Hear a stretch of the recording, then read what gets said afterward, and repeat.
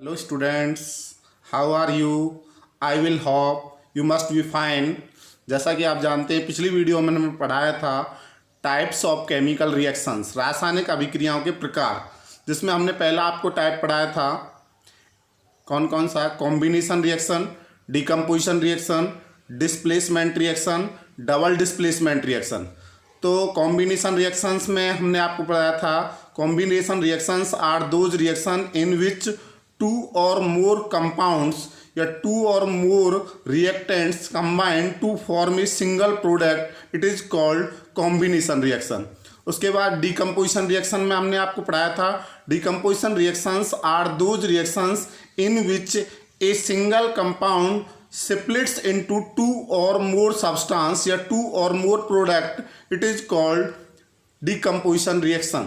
उसके बाद आपको पढ़ाया था displacement reaction. Displacement reactions are those reactions in which one element take place another elements within its compounds, it means more reactive elements displace less reactive element, it is called displacement reaction।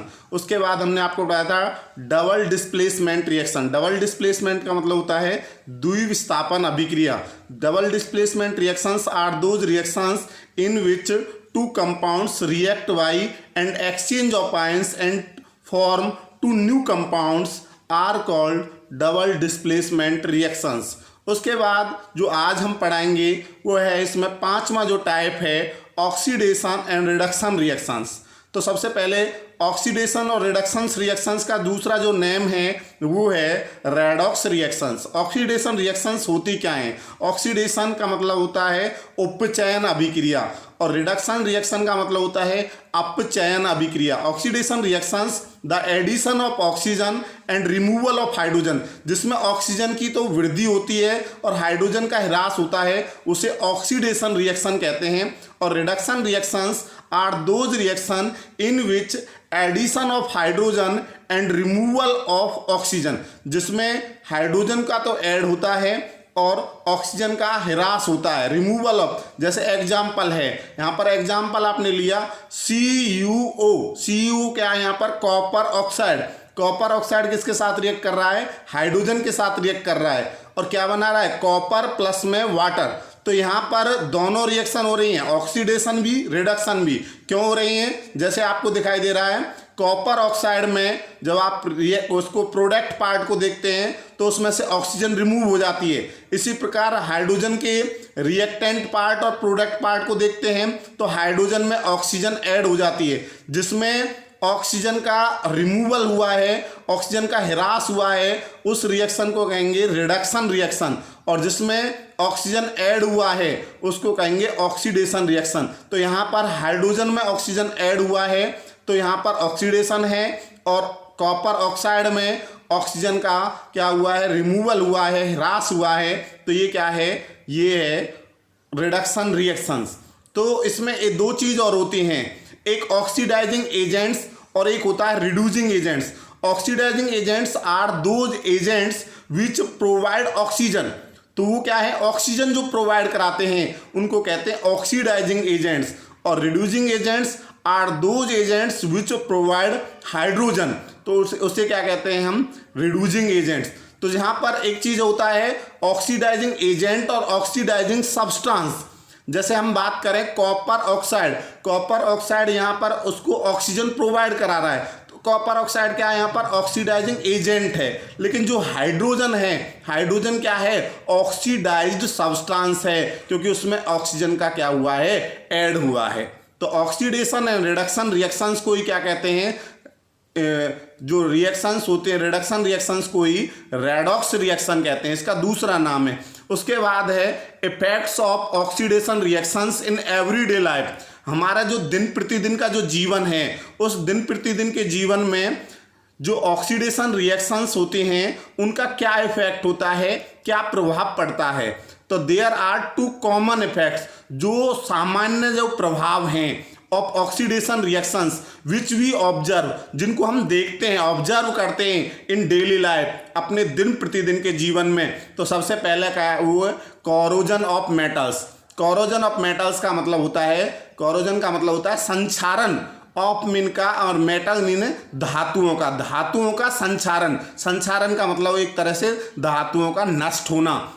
इसी प्रकार दूसरा है rancidity of food, जो भोजन है उसका क्या हो जाना, जो भोजन है वो ऑक्सीडाइज हो जाता है। ऑक्सीडाइज हो जाने के कारण जो भोजन है वो भी क्या हो जाता है, खराब हो जाता है। तो कोरोजन क्या होता है, corrosion is the process in which metals are eaten up gradually by the action of air, moisture और a chemical on their surface. जो कोरोजन है एक प्रक्रिया है जिसमें जो मेटल्स हैं वो क्या है, ईटन अप हो जाती हैं, धीरे धीरे नष्ट हो जाती हैं bye the action of air, वायु के कारण, मॉइस्चर नमी के कारण और केमिकल्स के कारण, ऑन देयर सरफेस उनके पृष्ठ पर। जैसे रस्टिंग ऑफ आयरन, लोहे पर जंग लगना। Metal is the most common form of corrosion. तो ये क्या है, जो रस्टिंग ऑफ आयरन मेटल है ये मोस्ट कॉमन फॉर्म है किसका, एक एग्जाम्पल है किसका, कोरोजन का। तो यहाँ पर जो आयरन है Fe, ये किसके साथ रिएक्ट कर रहा है, ऑक्सीजन के साथ रिएक्ट कर रहा है और वाटर के साथ रिएक्ट कर रहा है। XH2 इसलिए लगा है यहाँ पर कि वाटर के कितने भी मॉलिक्यूल्स हो सकते हैं, और जो रस्ट का फॉर्मूला बनता है वो बनता है Fe2O3 इंटू XH2O। और रेंसिडिटी क्या होती है, the conditions produced by aerial oxidation of fats and oils in foods. इसका मतलब क्या है, जो ऑयली फूड्स होते हैं और जो फैटी फूड्स होते हैं उनका क्या हो जाना, ऑक्सीडेशंस हो जाना, और उसमें से क्या होती है, अनप्लीजेंट स्मेल निकलती है, और उसका जो टेस्ट जो होता है वो भी चेंज हो जाता है। It is called rancidity. इसको हिंदी में कहते हैं विकृत गंधिता। जो रेंसिडिटी है उसका हिंदी रूपांतरण है विकृत गंधिता। The change in odour and flavour of oily and fatty foods by oxidation, it is called rancidity. इसकी सेकेंड डेफिनेशन है चेंज इन ऑर्डर, जो उसकी गंध वगैरह होती है, उसका जो फ्लेवर होता है ऑयली एंड फैटी फूड्स का, जो तेलीय एवं जो वसायुक्त खाद्य सामग्री होती हैं, जब उनका उपचयन होता है, उपचयन होने के कारण उसके गंध में और उसके टेस्ट में चेंज हो जाना, इट इज कॉल्ड रेंसिडिटी। उसी को क्या कहते हैं, विकृत गंधिता कहते हैं। मेथड्स टू प्रिवेंट रेंसिडिटी, की जो विकृत गंधिता है उसको हम किन विधियों के द्वारा रोक सकते हैं। तो सबसे पहला जो मेथड है इसमें वो है बाय एडिंग एंटीऑक्सीडेंट, प्रति ऑक्सीकारक, like as BHA BHT।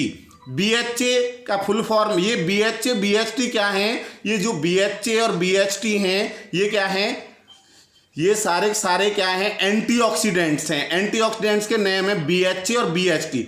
BHA की फुल फॉर्म है ब्यूटाइलेटेड हाइड्रोक्सी एनिसॉल और BHT है ब्यूटाइलेटेड हाइड्रोक्सी टॉलिन। तो इसका सेकंड जो मेथड है by keeping in air tight containers. Air tight है जिसमें से एयर पास ना हो, उनमें भी आप रखेंगे किसी भी ऑयली एंड फैटी फूड्स को तो वो खराब नहीं होंगे, डेस्ट्रॉयड नहीं होंगे, वो ऑक्सीडाइज नहीं होंगे, और उनको हम एक लॉन्ग टाइम तक हम क्या कर सकते हैं, उनको प्रिजर्व कर सकते हैं। By vacuum packing. Vacuum packing का मतलब यही होता है कि उसमें एयर नहीं होनी चाहिए। यदि उसमें एयर है अंदर किसी कंटेनर में तो उसमें से एयर को क्या करते हैं, सक कर लेते हैं, तो वो वैक्यूम रह जाता है। और by refrigeration of the foods. By refrigeration of food मतलब फ्रीज वगैरह में उसके टेम्परेचर को कम करके हम क्या कर सकते हैं, जो ऑयली एंड फैटी फूड्स हैं उनको हम प्रिजर्व कर सकते हैं। And bye storing foods away from light, और जो प्रकाश वगैरह है उनसे हम दूर करके इसको क्या कर सकते हैं, हम जो ऑयली एंड फैटी फूड्स हैं उसको हम क्या कर सकते हैं, प्रिजर्व कर सकते हैं। जैसे चिप्स की थैली होती है उसमें जो नाइट्रोजन गैस होती है, नाइट्रोजन गैस को इसीलिए फिल किया जाता है ताकि उसको लंबे टाइम के लिए, एक लॉन्ग टाइम के लिए हम क्या कर सकें, प्रिजर्व कर सकें। तो यहाँ पर जो वो क्या है, यहाँ पर जो नाइट्रोजन गैस है वो क्या है, एक एंटीऑक्सीडेंट की तरह वहाँ पर वर्क कर रही है। किसमें? चिप्स की थैली में। तो उससे क्या होता है, उसका जो स्वाद होता है, उसका जो स्मेल होता है, उसकी जो टेस्ट होता है, वो लंबे समय तक चेंज नहीं होता। इस प्रकार हम क्या कर सकते हैं, इन मेथड्स के द्वारा जो रैंसिडिटी है उसको प्रिवेंट कर सकते हैं। जो ये यूनिट है ये कंप्लीट हो गई है। अब इस अगली वीडियो हम क्या करेंगे, एक ही सिंगल वीडियो में पूरी यूनिट को आपको बताएंगे।